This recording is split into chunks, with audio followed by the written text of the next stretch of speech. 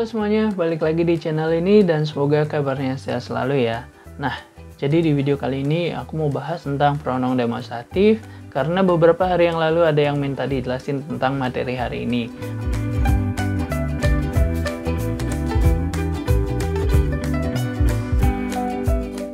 Oke teman-teman, jadi singkat aja, pronoun itu adalah kata ganti. Nah, kalau kata ganti berarti digunakan untuk menggantikan sesuatu yang udah kita sebutkan sebelumnya. Dan kata ganti digunakan supaya pengulangan itu tidak terjadi dan bahasa jadinya nggak monoton. Kemudian ada kata demonstratif yang artinya kata tunjuk. Oke, jadi semoga dari definisi itu bisa menjelaskan pronoun demonstratif digunakan untuk apa. Nah, sekarang kita lanjut ke contohnya aja langsung. Jadi misalnya kalau ada yang nanya kayak gini, Tu aimes la nourriture française? Tu aimes la nourriture française? Apa kamu suka makanan Prancis?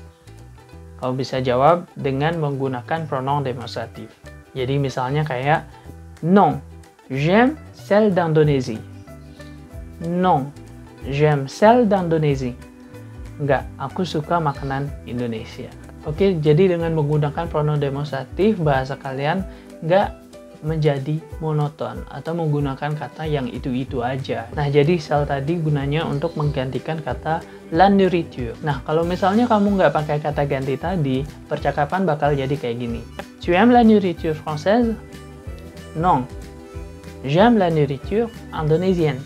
Oke, jadi di antara dua kalimat itu ada dua kata nourriture dan itu seperti repetitif ya kalau misalnya dilakukan secara terus-menerus. Nah, kalau bahasanya kayak gini, secara gramatikal ini udah benar, ya nggak ada yang salah bahkan, tapi bahasa Prancis menyediakan banyak kata supaya bahasa yang kita hasilkan itu tidak mengulang-ulang. Ya, jadi inilah pentingnya pronoun demonstratif yang bisa kamu gunakan di dalam percakapan sehari-hari. Oke, sekarang kita lanjut ke bagian jenis-jenis pronoun demonstratif dalam bahasa Prancis. Yang pertama ada celui, yang gunanya untuk menggantikan kata benda yang bergender maskulin. Kemudian ada ce, yang gunanya untuk menggantikan kata benda maskulin jamak. Di sisi lain ada celle, ya, untuk menggantikan kata benda feminim. Kemudian ada celle dengan s untuk menggantikan bentuk jamaknya. Semua bagian ini kamu bisa tambahkan dengan beberapa preposisi, ya, misalnya seperti de, ya, celui de, ce de, celle de, dan yang lain sebagainya. Itu berarti menunjukkan sebuah kepemilikan. Jadi misalnya celui de mon père, celui de ma mère, celui de mon ami, kan yang artinya punya bapakku, punya ibuku, punya temanku, dan yang lain sebagainya. Kemudian kamu juga bisa menambahkan si dan juga la. Celui-ci, ya, itu berarti sesuatu yang dekat dengan penutur. Kemudian celui-là berarti sesuatu yang lebih jauh, ya.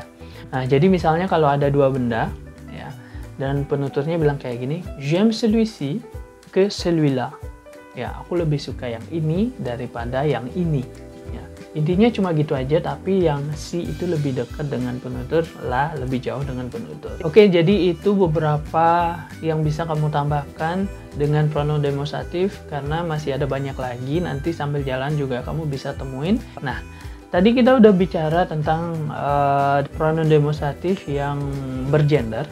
Nah, sekarang ada juga pronoun demonstratif yang bentuknya netral. Misalnya seperti ce, ceci, cela, kemudian ada c apostrof kalau dia ketemu dengan huruf vokal. Nah, jadi misalnya, tu aimes cette robe? Tu aimes cette robe? Oui. Cela me convient beaucoup. Oui. Cela me convient beaucoup. Cela itu menggantikan cette robe. Jadi itulah penggunaan dari cela, yaitu menggantikan kata benda mau dia gendernya laki-laki atau perempuan, kamu bisa pakai cela. Ya, jadi lebih gampang penggunaannya karena kamu nggak perlu memperhatikan apakah ini harus digantikan dengan celui atau celle.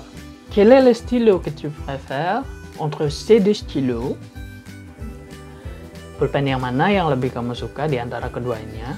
J'aime celui-ci parce qu'il est blanc et je n'aime pas celui-là parce qu'il est noir.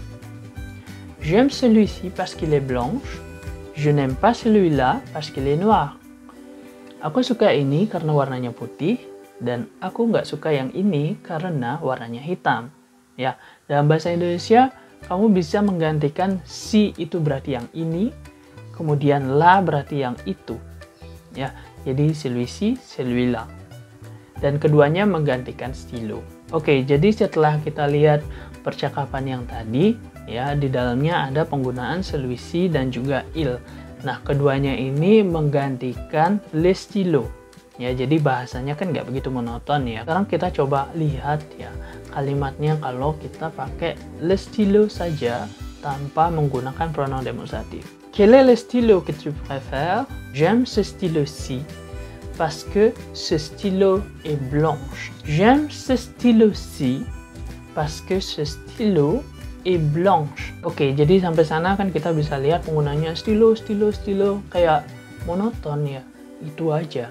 Nah, sekarang karena kamu udah tahu penggunaan pronom demonstratif, kamu bisa pakai itu. Jadi kamu nggak bakal bilang ini stylo lagi, tapi j'aime celui-ci parce qu'il est blanche. Oke, jadi mungkin segitu aja untuk di video kali ini. Semoga videonya bisa menjawab pertanyaan kalian semua seputar pronom demonstratif. Dan untuk beberapa contoh lainnya akan aku masukkan di kolom deskripsi supaya kamu bisa lebih leluasa untuk melihat beberapa contoh terkait penggunaan pronom demonstratif. Oke, nah jadi terima kasih udah nonton videonya sampai selesai dan au revoir.